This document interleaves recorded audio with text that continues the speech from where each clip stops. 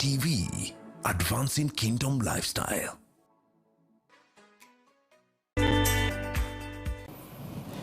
Good morning. Welcome to this morning episode of the Monday Morning Digest. We are joined this morning with a special guest, my friend Godfrey Isolio. He's here with me, and today is going to be very, very interesting indeed. I invite you to join and share the links. We are live on Elevate TV, and we are also live on our social media platform, Elevate TV Kenya, Facebook page, and YouTube channel. So, ladies and gentlemen, let's get this conversation underway wherever you are. I hope you had a nice weekend. I am looking forward to a very, very interesting conversation this morning.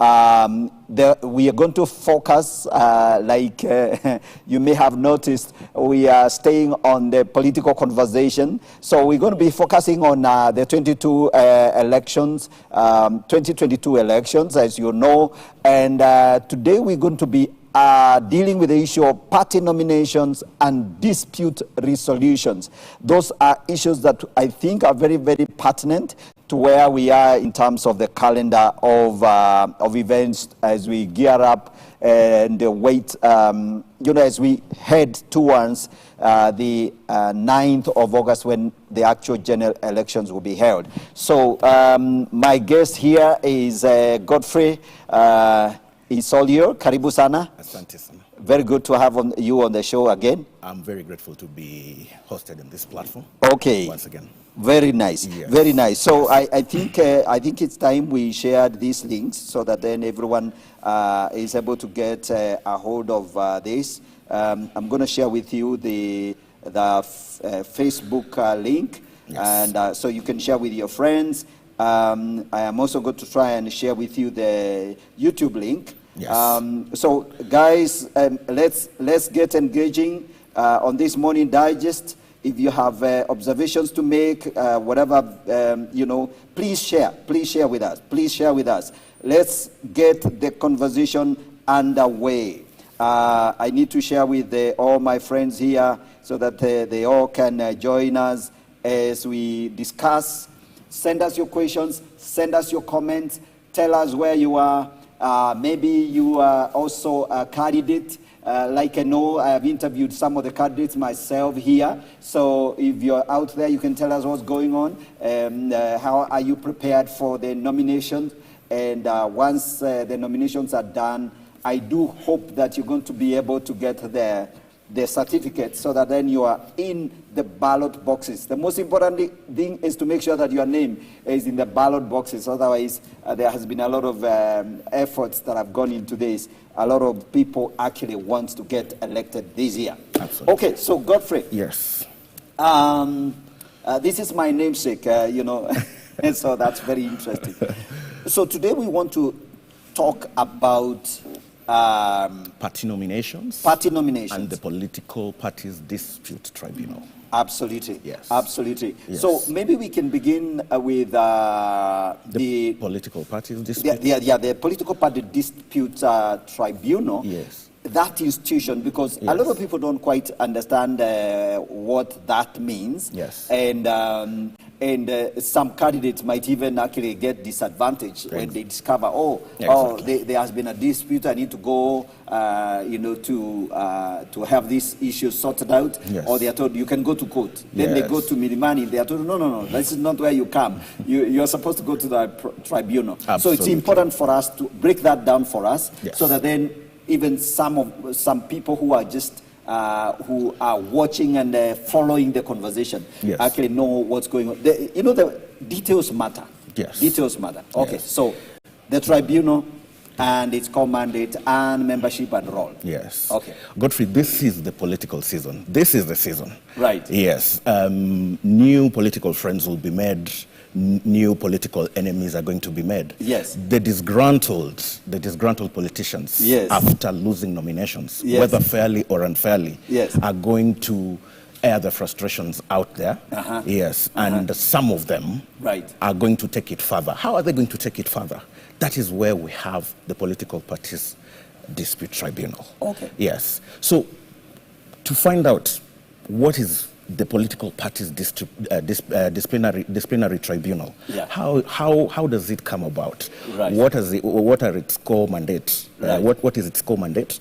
And what is the structure? Okay. Let's start by its formation. Right. Now, the tribunal is established under Section 39 of the Political Parties Act number 11 of 2011. Okay. So this is an act of parliament. Okay. Yes. All right. Yes. For this tribunal to function, it must have certain members who will make up its core structure. Right. Yes. Yes. So let's look, first of all, before we get to the membership, let's look at its core mandate. Yes. This tribunal is a quasi-judicial body. What do I mean by a quasi-judicial body? Uh-huh. It's a non-judicial body. However, it has the powers to interpret laws, for example, to do with arbitration, powers and procedures that are similar to those that a judge has. Yes. Yes. Yes. Yes. Or a magistrate. Okay. These are people who actually form the judiciary. Yes. So it is a quasi-judicial body. So it is a non-judicial body. It's a non-judicial body. Yes. But it functions more or less like a judicial body. In other words, there is the appellant and there are people, mainly politicians, who go there to present their grievances. So there will be the person who is bringing a grievance. Yes. And there will be the person who, the respondent. The respondent, actually, who is actually supposed to respond, the one who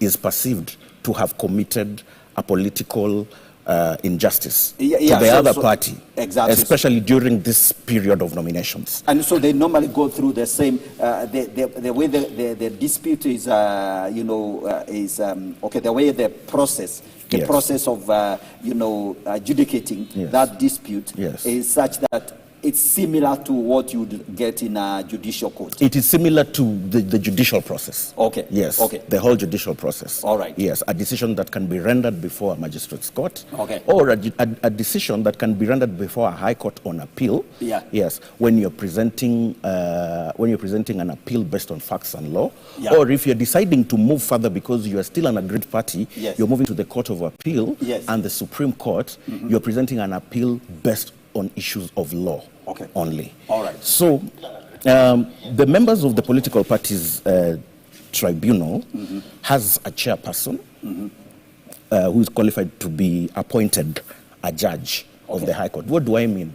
This person who assumes the role of the chairperson must have qualifications that are similar to those ones that befit a high court judge at the very least. All right. At the very least. Let's not go into the qualifications of a high court judge, vis-a-vis the ones in the Court of Appeal. Yeah, that is a topic for another day. Even when the law, what, Godfrey, one of the things I like about the law is once it describes something and refers, so it doesn't have to give you the details. Exactly. When lawyers begin to argue about it now, they are told, no, this statement means this. Okay. Yes. Okay. So there are also 6 other members who form part of this tribunal, 3 of whom should be advocates of the High Court of Kenya with a standing of at least 7 years. Okay. So you must have practiced law in different fields. It could be it could be a litigation. It could be maybe you have been a legal officer. Any area of law, you must have practiced law for at least 7 years for you to have that consideration and qualification that you deserve at least to serve in this tribunal. Then there are other groups of professionals who have been in areas like governance, social sciences, economics, who can also form part of this tribunal because their input is considered necessary as to the formation of this tribunal. So that is the core structure of the political parties dispute tribunal.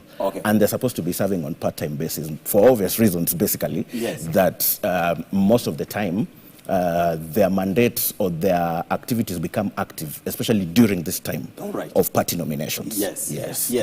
So they serve part-time because they are not expected to be running around throughout the year. Exactly. So, Okay, so the okay. chairperson, Yeah. the chairperson is supposed to serve for a term of 6 years, Okay. which is non-renewable. Okay. At least to give others the opportunity also to serve Okay. and bring their input. All right. Yes. Then a person can also qualify for appointment after you have met the requirements of Chapter 6. Now, you remember last time we talked into details about Chapter 6 of the Constitution. Yes, yes. On issues of leadership, integrity, and ethics. Okay. Yes, Okay. yes, Yes. yes. So somebody who is being considered for that position must meet that threshold. Yes. Of integrity and ethics. Yeah. So Yes, okay, yes. great. So when you're constituting a quorum Yeah. for a tribunal, Right. yes, to listen to disputes, Yes. yes, the minimum number of persons who can form a tribunal Yeah. is 3. Okay. Yes, yes, there are 6, Yes. but at the very minimum you can have 3. So One of whom, 50%, yeah. yes, 50%. Yeah. One of whom must be an advocate of Okay. the High Court of Kenya. Okay. Yes. So if the chair is busy and gets elsewhere, Yes. one of the members, Yes. who must be an advocate, not Yes. the economist, for Yes, example, yes. must sit in on behalf of the chair. Yes. And then that sitting is properly constituted. Yes, that will be deemed as a properly constituted sitting. Okay. Yes. Okay, and then Yes. so people can take the. Okay, so let's then now go to the. So that is in terms of the mandate. Yes. It's membership. Yes. And I think you have also touched on the role Yes. of this particular, tribunal. Yes. Then the issue of some of the matters, the kind of determination they can get out of it. Yes. Yeah. So if I took my matter to tribunal, what am I going to get out of it?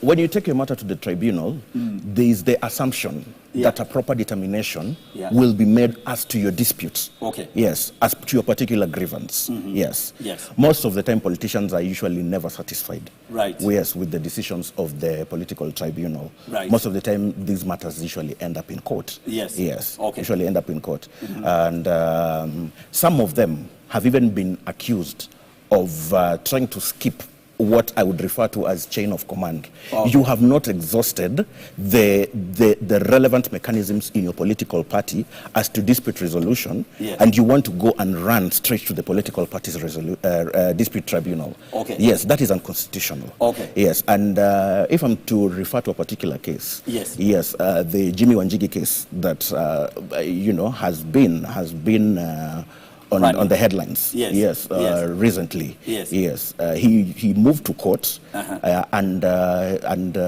his application was struck out. Okay. Actually by court. Yes, for reasons that he had not exhausted the relevant mechanisms of his then political party, which is the Orange Democratic Movement, Yes. and proceeded to court. Yes. Yes, to seek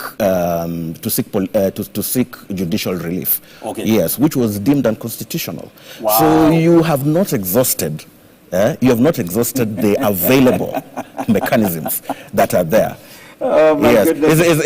it's like when you want to lodge an appeal. Yes. When you want to lodge an appeal, Yes. you want to jump the High Court Right. straight to the Court of Appeal. Yes. When the issues have not been determined based on facts and law, they have to be determined based on facts and law before we proceed to the Court of Appeal, where it will only be determined on the basis of law. Absolutely. Yes. Ladies and gentlemen, as you follow this conversation, we are having a very interesting conversation today. We are talking about party nominations, dispute tribunal, dispute resolutions, and my guest is giving us very, very powerful insight. And we are just sharing, like, for an example, an ongoing dispute that emerged out of Jimmy Wanjigi, one of the would-be presidential candidates, Yes. who is actually in dispute with his party. With his former party. Yeah, with his former. Oh, party. it's now. Yes, a former because party. he has jumped ship to Safina, Okay. where he is now a presidential candidate. Wow, amazing, Yes. amazing. Yes. All right, so ladies and gentlemen, this is Politics 101. Is it 101? I think this is for the level, 401. So it's for the year level of politics, very complex matters. So we are talking about the whole issue of dispute. politics come along with something that is, dispute. People will differ on issues, they will differ on policy. Some people will jump political parties, and we're going to come back to that because I want us to talk about what options there are available for politicians and if they are already out of timeline. So there are all kinds of issues, and we have a very good example. So please tell us your experience and give us your comments, share with us. We are live on our Facebook and YouTube channels. And of course, live on Elevate TV. Wherever you're watching from, please send us, a comment, especially on the social media platforms, and then we can actually have your questions answered today. So, Godfrey, yes. I like the case you've given us because, Wanjigi was contesting. He had presented himself. Yes, he had presented his nomination papers. Yeah. He had hoped. He had hoped for a fair nomination process, what he believes is a fair nomination process. Yeah, in the ODM party. Yes, and in his own capacity as a presidential candidate and understanding, he believes he was not given a fair platform. Okay. Yes, to present his case. Yes. So, but since you've talked about exhausting internal mechanisms, yes. Do parties? How do you know how robust your party's internal dispute mechanisms are? Yes. And where do you get that kind of information? Say, assuming now he's jumped to Safina. Yes. And by the way, interesting is Safina was started by, was it Richard Leakey or the other guy? Yes. One of the Leakey brothers. Yes. Yeah, he's the late Dr. Richard Leakey. Yes, the late Dr. Richard had a hand in the formation he's of the one Safina. who founded the party, actually. Okay. And which is also very interesting because he considered himself a true Kenyan. Born and bred in Kenya, a Mzungu Kenyan, and speaking Kikuyu, by the way, for that matter. So, very interesting man. Yes. Really, interesting politician. Yes. So, Safina Party, those of you that are watching, Safina Party is still available. So, in case you're looking for a political party. It's a very much alive party. It still exists. Very much alive. Yes. Absolutely. So, I think it's a really interesting drama. So he jumped to this political party, and now they have agreed to give him direct nomination. Yes, he was fronted as its presidential candidate. Indirect. Yes, at the national delegates convention. Okay. Yes. All right. Yeah. So where he presented, I think he presented his manifesto. Yes. Yes, and he was endorsed. Okay. Yes. So he's going to be on the ballot paper. Yes, at this point, it is. We can safely assume that he is on the ballot. Okay. Yes. Very good. Yes. Excellent. Yes. So there are going to be things like those. Yes. So let's talk about the timelines. Yes. I know there are some timelines that IBC has put in place. Yes. So the clock is ticking right now. Yes. Last week, I think there was a deadline, Yes. and the deadline was for the various political parties and coalitions to submit, I think, their final documentation, list of parties, or a list of members or something. List of members, the ones who will be participating in the party primaries, the nominations. Yes. Mm-hmm. So that window has since lapsed. Okay. Yes, I think it lapsed last week. And yes. Okay. That window of transfer where you are allowed to, have uncertainty about yourself, whether you should join political party A, whether you should leave this party and move to party B, whether you should form your own political party, whether you should run as an independent, has since lapsed. Okay. Yes. That is very important. So, ladies and gentlemen, if you're thinking of being in the political game, is now too late. I understand Friday last week was the deadline, so you needed to be part of a political party officially, and if they are going to be doing nominations, your name should be on that list, all your full details. Yes. And by the way, somebody can check now their status using I think there is even a hash okay, there's a short code. Yeah, there's a short code for you to check your details that Okay. actually you belong to a certain political party. Yes. I'm not saying you as a voter, Yeah. but the ones who are now going to be participating in the party primaries. Yes. Yes. Okay. Yes. Absolutely. So that's where we are. So the next thing, the next major item on the timeline Yes. is the primaries. Yes, the primaries. Okay. Yes, So let's talk about that is what is going to determine the future of some of these political parties,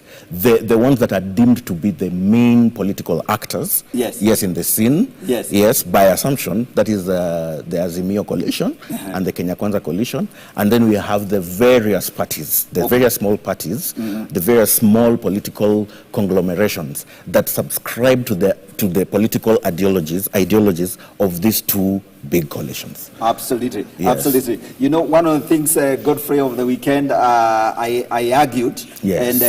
and I know I could get in trouble for saying, for the argument, Yes. that the elections has been rigged. Yes. And of course, a lot of people were very surprised that I Yes. could make that kind of a claim, but I didn't.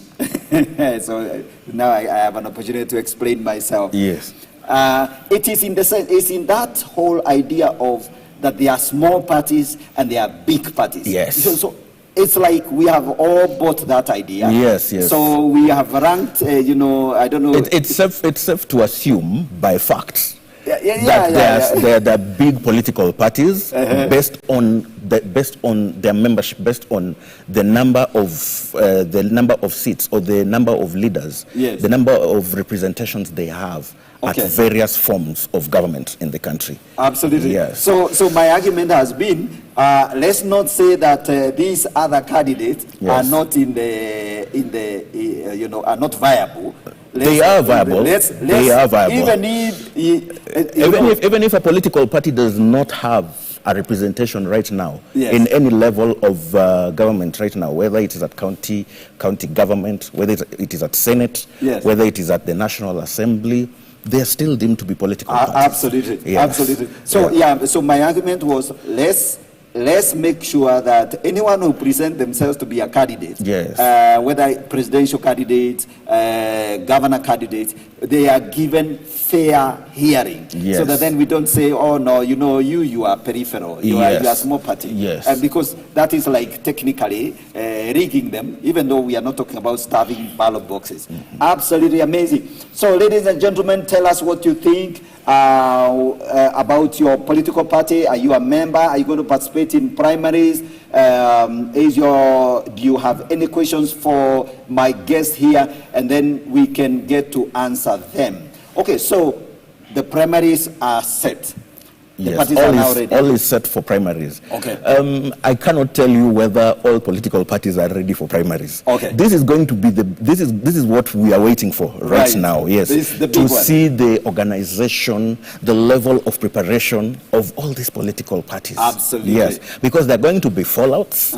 There are going to be those ones who will express a lot of satisfaction Yes. with the outcome of the party primaries. Yes. So we're going to have mixed reactions. Absolutely. From different aspirants. Okay. Yes. And we can still, there are still echoes of 2017 elections. There's still echoes. There's still some who are aggrieved with some of these parties, Yes. based on the last primaries Yes. that happened in 2017. Some even which happened as early as 2013. You just never know. Right. Yes. So moving forward, we are going to discover that some of these politicians have come up with their own, what I would call their own political cure. Yes. Yes. Okay. To some of these disputes. Absolutely. Yes. Oh my goodness. In fact, I'm going to ask you, what's your feeling in terms of, do you think that we're going to see, given the changes, especially the legislative changes, that we're going to see a much more, or rather a less, a less acrimonious, that's the word I was looking, a less acrimonious, outcome out of these particular primaries? Because it looks to me that political parties are very much aware of these developments. And like I've seen, some parties are already very clearly, talking about, they have already done, say, for example, the presidential one. UDA did some formal interviews, and there was a young lady who was being interviewed along with DP Ruto, and the young lady lost fair and square. Yes, and there was a gentleman who apparently also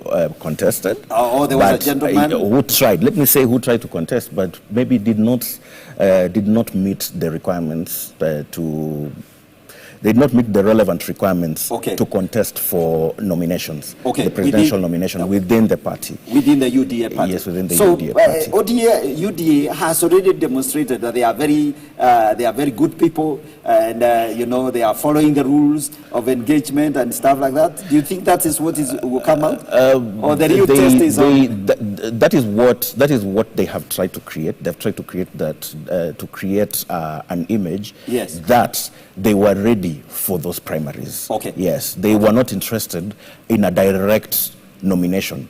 Yes, of the obvious strong candidate who happens to be the deputy president. So they wanted a process whereby other parties, other hopefuls would be involved. Yes, but I do not know, or I do not want to measure the capacity of the other two candidates. Yes. But it's safe to say that the DP emerged victorious. Yeah. Yes. Yeah. No. We know. Yes. We know the DP. He was subjected to that interview. Yes. And he turned out to be the most viable candidate. Absolutely. As far as the UDA, committee or the chair, whatever committee was dealing with it was concerned. Okay, great. Yes. Now, before we end this conversation, let's talk about some of the the developments we have observed within the Azimio side of the coalition, because we saw, for example, Martha Karua jump in kind of like almost like last minute and sign up with the Azimio. What do you make of that? First of all, I want to say she beat the deadline. All right. She beat the deadline because the Azimio coalition is an open coalition of like-minded parties, like-minded leaders. Right. Yeah, this has been stressed over time by the former Prime Minister, Right Honorable Raila Odinga. Right. Yes, that it is a coalition of the willing. Yes. He believes in coalitions, and he believes that the way to deal with disputes in political parties is actually through coalitions.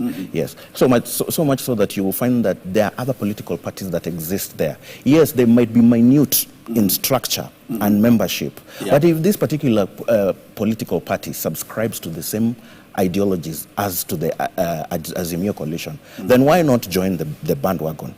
It is the same for Kenya Kwanza. All right. Yes, the Kenya Kwanza coalition. Right. Yes. So I just want to believe that, she, in football terms, you can say she beat the offside trap, and she met the deadline. Absolutely. And she met the deadline for political engagement. Yes, with coalitions, and made a decision. Basically to step into the Azimio coalition. Absolutely. Yes, for Martha Karua, I think it was always going to take time. Right. She, in one of the rallies, if you recall, she had clearly stated that she was looking for the lesser evil, that she was aware that there is no Jesus Christ. Absolutely. There is no Jesus Christ. There is no presence of Christ. There is no presence of Christ in any of these coalitions. Right. But she was looking for the lesser evil. So I want to believe she found the lesser evil, according to her. Yes. Oh my goodness! Yes. I am going to have to put that on a comment here. Yes. So she was looking for the lesser evil. Yes. Oh my goodness me! Ladies and gentlemen, please tell us what you think about the latest development in terms of the coalitions, and these are already now done and dusted. So all the coalitions should by now, by last Friday, they should have submitted their paperwork to the registrar of political parties. Yes. Their their manifestos, their terms, their structure, their governance structure, and everything is all now set. Yes. And we understand, for example, the current president is the chair of the council within the Azimio coalition. Yes. And the other thing, maybe, Godfrey, when we come back, I want you to emphasize again the idea that the Political Parties Amendment Act of 2021 created the coalition political party as a body, as an entity, which can have membership where members are actually corporate. You know, a political party can be a member of coalition party, and that political party is known as a corporate member. Yes. And so the legally, everything is now nice and tidy. Yes. So everybody knows where they belong. Exactly. You know, and everything is clearly defined. Yes.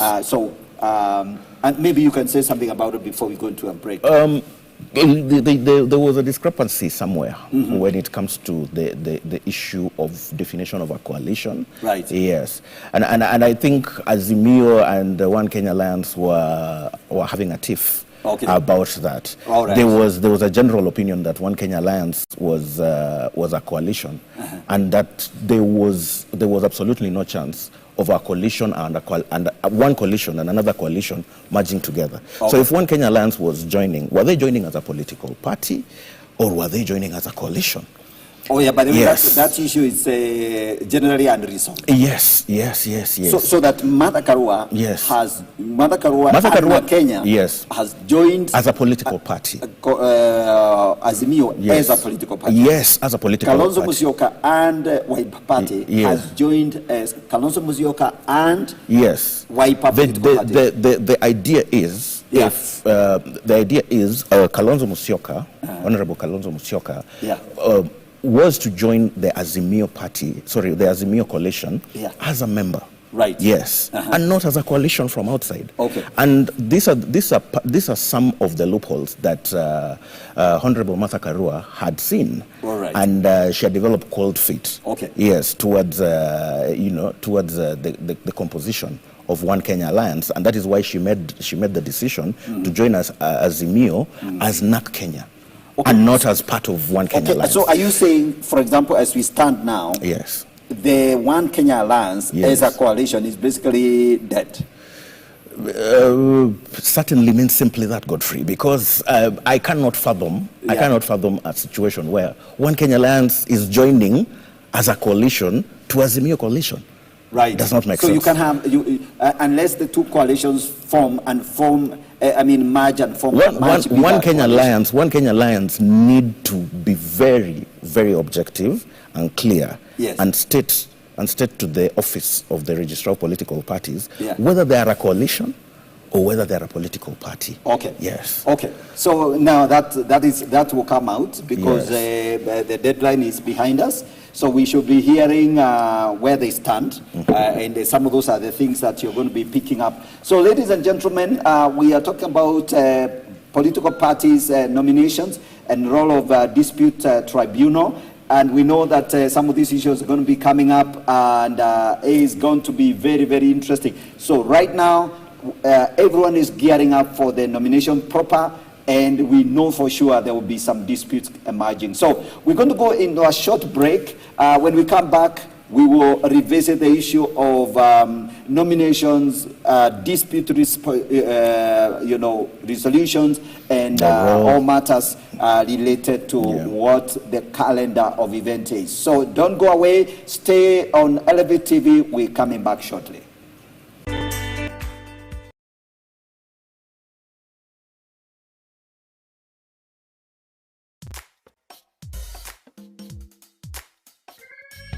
Pastor James and Dr. Lucy Nganga invite all church leaders to a time of equipping at the Apostolic School of Ministry DAB, Asom, East Africa.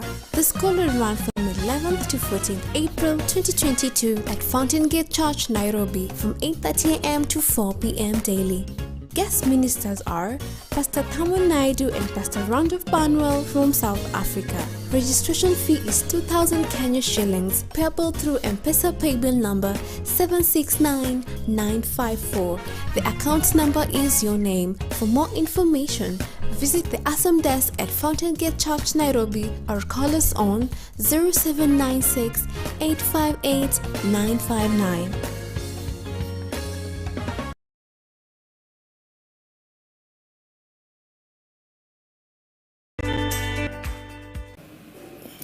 Welcome back. Welcome back. This is the Monday Morning Digest. We are here talking about political parties' nominations that are underway. We're talking about, dispute resolutions. In particular, we're talking about the tribunal. And what we're doing is basically to educate Mwananchi. This is kind of like our civic responsibility here on Elevate TV to, bring these matters to the public domain and to the public conversation. And so if you have any questions, you can ask, you can raise it up. I have a guest here who is a lawyer. He's an advocate of the High Court of Kenya, and he's very, very familiar with the legal and the regulatory frameworks around the dispute resolution tribunal, political parties tribunal, and the relevant registrations that govern these bodies. So, Godfrey, before we went to a break, we were talking about some of the things we have observed, and even some of the dilemmas and sticking points that are still out there. Yes. Regarding, for example, what happened in Kenya Kwanza and the coalition, not Kenya Kwanza, the OCA. Yes. And its merger with Azimio. Yes. There seems to be a few unresolved issues there. Yes. But then, I guess now with the nominations, if there is anything under the carpet, it's going to come out, right? Yes. Okay, so let's go back to the tribunal. Yes. The role of that tribunal. Yes. Okay. Yes. Take it from there. Yeah. So the role of the political parties tribunal, basically it's to solve disputes between party members. Mm-hmm. It can solve a dispute between a member of a political party and the political party itself. All right. And this is where the Jimmy Wanjigi case, which is the most recent one, comes, because he had a grievance. Right. Yes, with his former political subscription, which is the Orange Democratic Movement. Okay. Yes. But it has since been decided by court that he did not exhaust the party mechanisms in terms of dispute resolution before seeking legal redress, in court. Okay. Yes. That is what I refer to as chain of command. Okay. You are supposed to start, from the different levels of power that are within the political party. If you feel that at the end of, the process that there's a level of bias, yes, that the process was not carried out with fairness, then you proceed to the political parties dispute tribunal. Okay. Yes. Yeah. If you feel that you are not getting justice. Yes. If you feel that you're not getting any level of fairness there, yes, then the courts are there. Okay. Yes, as the final determinant. Okay. Yes. And you said earlier that Wanjigi actually jumped all the way to the courts or something. Yes. That was the perception that he overstepped. He rejected. He rejected the other mechanisms available in his political party, and decided to go straight to court. Okay. Yes. Okay. Decided to go straight to court. First of all, to stop the national delegates convention that was going to happen at the time. And it is also interesting to know that he even attended the same convention that he was trying to stop at the same time. All right. Very interesting set of events. Okay. So the next role of the disputes of this tribunal is to solve disputes between an independent candidate and a political party. Okay. Why do we have independent candidates? We have independent candidates because of, party primaries that are deemed not to be fair, not to be democratic. You find that some of these contestants in party primaries, yes, they contest, but some of them feel that they were rigged out of the process. Yes. And they look around and they feel that they're not going to get any level of fairness with other political parties. Okay. Or maybe they have assessed the strength of other political parties, and they feel that they're not strong enough on the ground where they're intending to contest. Okay. So this person decides, let me just go as an independent. the people will still recognize me. Right. I'm a popular person. Yes. Yes. What do I have to lose? Right. Yes. Okay. So, if there's a grievance, right. The tribunal is supposed to solve that particular difference between an independent candidate and a political party. Okay. This tribunal is also supposed to solve disputes between coalition partners. Okay. And this is now where the problem between Azimio and One Kenya Alliance comes in. All right. Yes. Okay. First of all, as to the structure of One Kenya Alliance and its composition, is it a coalition? Is it a political party? How are they coming into Azimio? Yes. Are they coming in as a corporate member? Are they coming in as a coalition?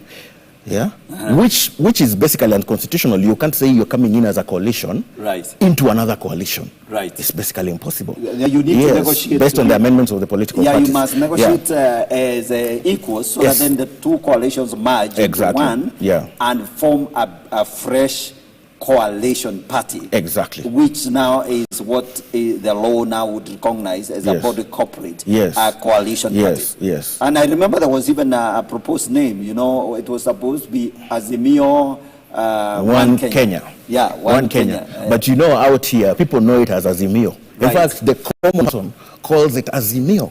Right. They don't even call it Azimio Coalition. Yeah. When you're out here, even if you were to do a vox pop outside here, somebody will just tell you, I'm either subscribing to Azimio or I'm subscribing to Kenya Kwanza, which are the two main coalitions. Absolutely. By fact. Absolutely. Yes. Okay, very good. So the tribunal should be able to handle that. Yes, and then the tribunal should be able to handle appeals from decisions of the registrar of political parties. Okay. Yes. All right. So if you feel aggrieved at the registrar, you can present yourself. You can present your appeal there. Okay. Yes. Okay. This is the chain of command that we are talking about. Right. That apparently the court, in its decision, while striking out Honorable Wanjigi's application, said that this particular politician did not follow or did not adhere to. Yes. So they listen to appeals. Okay. Yes. After a grievance, once a politician or once a contestant feels aggrieved by the decision of the office of the registrar of political parties. So they also listen to disputes arising out of party primaries. These are the nominations we're talking about right now. And there are going to be many. Absolutely. There are going to be so many, and not only at the level of Parliament, that is the National Assembly or the Senate. In fact, many of them are going to come from the county, from the devolved government level. Right. Yes. Okay. Disputes from MCAs are much more than even the disputes from members of Parliament or senators or even governors. Yes. Those ones seem to always have a plan on top of a plan, if I should say. So this tribunal is going to be very, very busy. Yes. Do they have branches? Do they have, for example, are they able to have various sittings or multiplied sittings across the country, or it has to be one place? There could be sittings all over the country, depending on the situation. Okay. Yes. All right. Yeah, but most of the grievances are usually channeled directly to the office. Okay. Yeah. Sawa. Yes. Very good. So let's then talk about the cure. Yes. Because there are disputes. Yes. The law has been changed already. Yes. Do you feel like the current legislative mechanisms, the Political Parties Amendment Bill 2021, did it really resolve issues? Has it provided a sufficient cure for some of these anticipated disputes? And will people really get justice at the end of the day, or we still have loopholes? To some degree, it has sorted. But has it sorted it fully? I don't think so. Yes. And this is where politicians have assessed over time, over the years, that the Political Parties Amendment Act or the tribunal, the political parties dispute tribunal, might not be able to sort out their grievances fully. Yes, there can never be a situation whereby you have satisfied parties from both sides. Yes, there will always be a grieving party even after the whole process. Yes, of dispute resolution, and there will always be a party who is satisfied. So how have politicians come up with mechanisms to cure this problem? Oh yeah, so the cure basically is coming from the politicians themselves. Yes, they have invented a cure through subscription to smaller parties. Yes. They have subscribed to smaller parties. They are coming in with their parties. I come in with my party and I say, okay, the ideologies of my party directly subscribe to Azimio or directly subscribe to Kenya Kwanza. So based on that, I shall be joining Azimio coalition with my party, or I shall be joining Kenya Kwanza with my party. Yes. So they are avoiding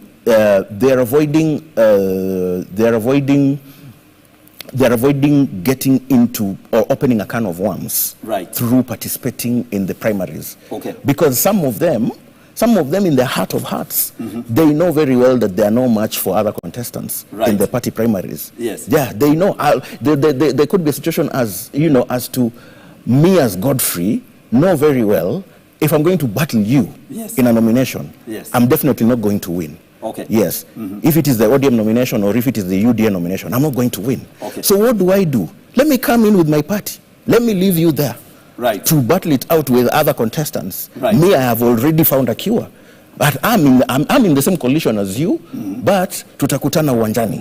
That is how they're dealing with it. Wow. So there is likely, there is a lesser likelihood of disputes arising from nominations this time. And also, don't forget that there are those independent candidates who could be in Azimio or who could be in Kenya Kwanza coalition. Yes. So we have all these groups. You know what is interesting, Godfrey? Is both of us are Godfreys. What is interesting is the fact that I have noticed, for example, Jubilee. It has this long list of candidates. The Jubilee candidates are, billboarding everywhere and going on with their, with their campaigns. What you are saying is that there's this Jubilee candidate who wants to be a governor, for example. Or a women rep or senator or whatever, or a member of parliament. Like there's one, around a member of parliament. But they are in Jubilee political party. So they will battle it out with other smaller Jubilee candidates within that nomination primary.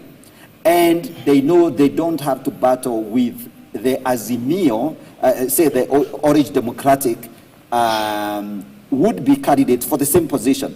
Because that will be determined at the primary for the ODM, for the Orange. What will happen? Within the composition of these coalitions, there are different parties. So if Jubilee, for example, has its members who want to contest various seats in Central Province where it is perceived that they have the strongest following, we also have parties like NARC Kenya within the Azimio coalition. Does it mean that NARC Kenya is going to stand aside for Jubilee to participate in the general elections? No. NARC Kenya is going also to field candidates. NARC Kenya is going to field candidates, and they are going to meet. There will be a political showdown, at the end of it all, during the general election. So if Martha Karua is running for the position of governor in Kirinyaga County, she's most likely to meet somebody from Jubilee. Who is also eyeing the same seat. Although they are within the same seat. Within the same coalition. Let the best man win. That is the principle. Absolutely. So that's the cure. And remember, that is only within the Azimio coalition. Don't forget that there is Kenya Kwanza on the other side, who will be eyeing the same seats in the same province or in the same county. So there will be many contestants this time, yes, in very many political parties within the coalitions. Yes. And we also have independent candidates. Absolutely. Yes. Absolutely. So that is the first Keyword. That is the first cure. Yes. Because there are two main ones. Yes. The second cure, which have now negotiated democracy. Okay. Yes. Right. Which has been Honorable Musalia Mudavadi, Deputy President William Ruto, Honorable Moses Wetangula, and other like-minded members. There was the general consensus that Honorable Cleophas Wahungu Malala will run for the position of governor, will run for the position of Senate. Okay. Yes. Now we all know that when your coach tells you to, even if you're a striker and your coach tells you to go and man the goalkeeping post, you do not start arguing with the coach. Yes. You go straight there and help your team. Okay. Yeah. All so right. based on that, Yes. he has said that he will be running for the position of Senate, and especially with particular reference to these decisions, because they're trying to avert a possible fallout. Okay. Yes. Yes. Within coalition members. Right. Yes. There was always going to be a problem between Honorable Malala Yes. and Honorable Kalwale Yes. in terms of the position of governor. Okay. Yes. Yes. The same thing could happen in Azimio. Okay, we have not had so far. Yes. But there seems to be a general consensus that Honorable Fernandez Baraza is the preferred candidate. I do not know whether other candidates within the Orange Democratic Movement will have grievances as to that. Yes. Yes. So this form, negotiated democracy, is a form of consensus that has been well practiced in the northeastern province. Yes, in northeastern province, whereby based on the decision of the council of elders or the clan elders. Okay. Yes, in the communities. All right. They will agree that Godfrey will run for this particular period, and then I'll leave it to you, and then somebody else comes in. Yes. And if the same thing also seems to be taking center stage in Masailand. Right. Yes. With specific reference to Narok County. Yes. Yes. Whereby two other candidates have decided that they will back one candidate, I think Honorable Olen Tutu, yes, for the position of Narok County Governor. Right. Yes. So negotiated democracy.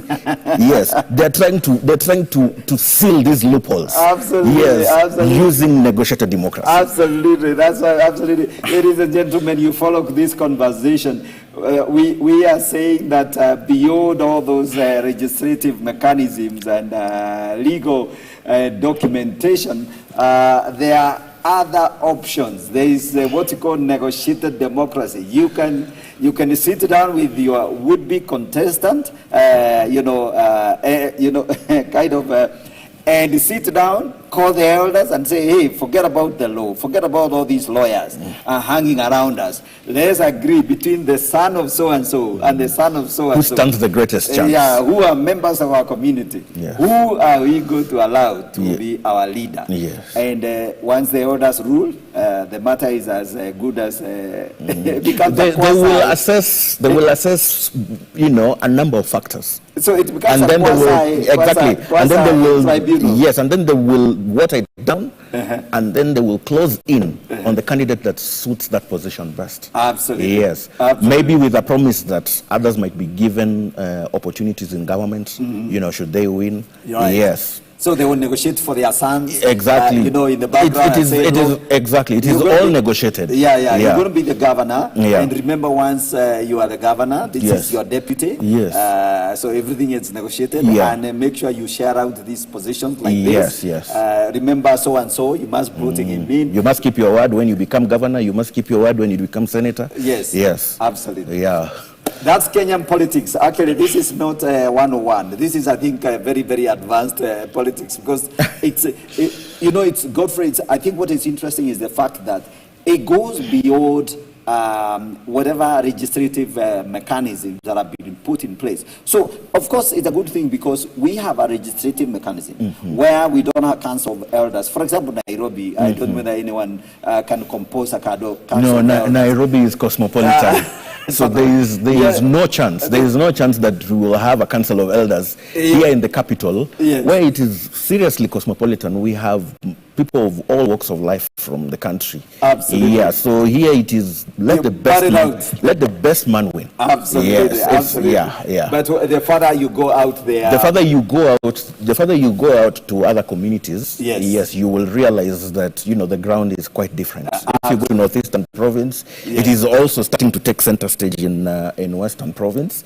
Right. Yes, I'm also certain that even in areas like Nyanza Province, with specific reference to some counties like Siaya County, we could have that. Okay. Yes. Negotiated democracy. Negotiated democracy, where there will be some sort of political agreements. Absolutely. Yes. So where elders sit or the various key stakeholders, they meet, they sit down. There's a likelihood. There is a likelihood of that happening. Boardroom, kind of political whatever. Yes. Decision. We're going to support for governor. Yes. And we don't want anybody messing up with our decision. Yes. And if you try it out, we'll mess you up. Absolutely. Anyway, absolutely.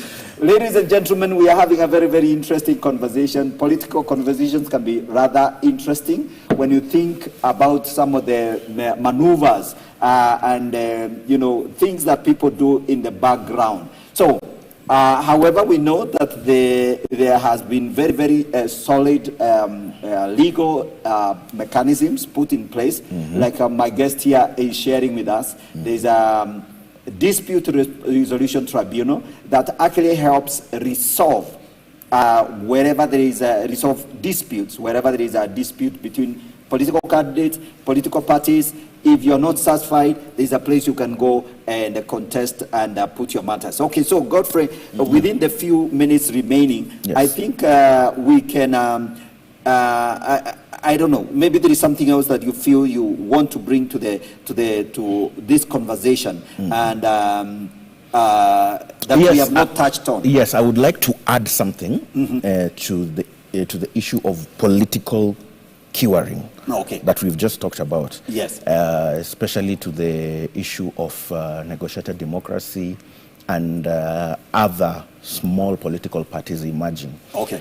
There's always the likelihood that women might be left behind. Okay. Yes, so it has its drawbacks.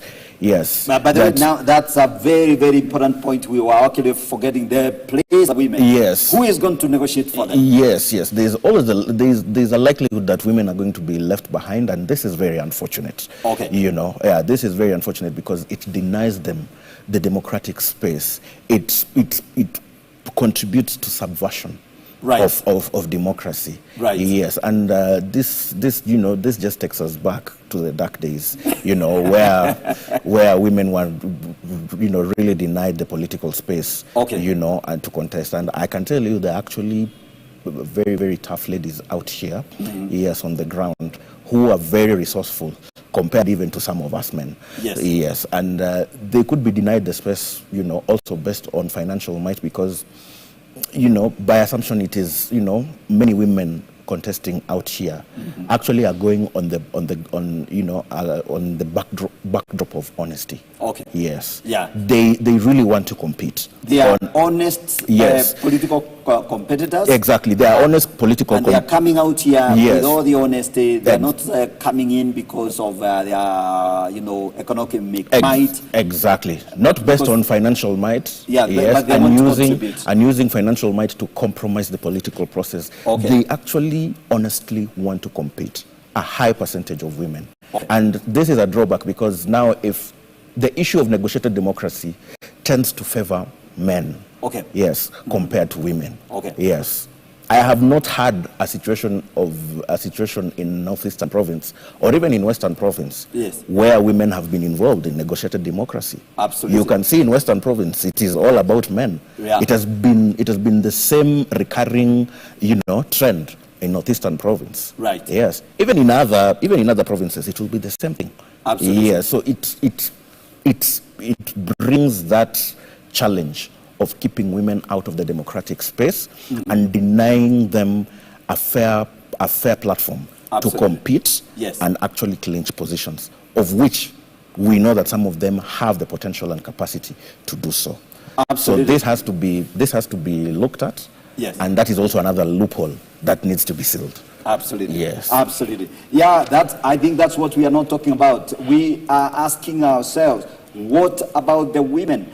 I mean, we haven't seen them sitting within those big councils, other than maybe just some of them that have been put in those positions, kind of in, and that's where the issue of tokenism, which is something that the women have been contesting about and contending about, saying, look, we don't want tokens. We don't want you guys just after you've shared out all the powerful positions, you remember us, and then you say, okay, fine, yeah, let's give the deputy president to a woman. You know, we don't want to look like we are ignoring you guys and stuff like that. So I don't think whether the women want that kind of an angle to this. Okay, very good.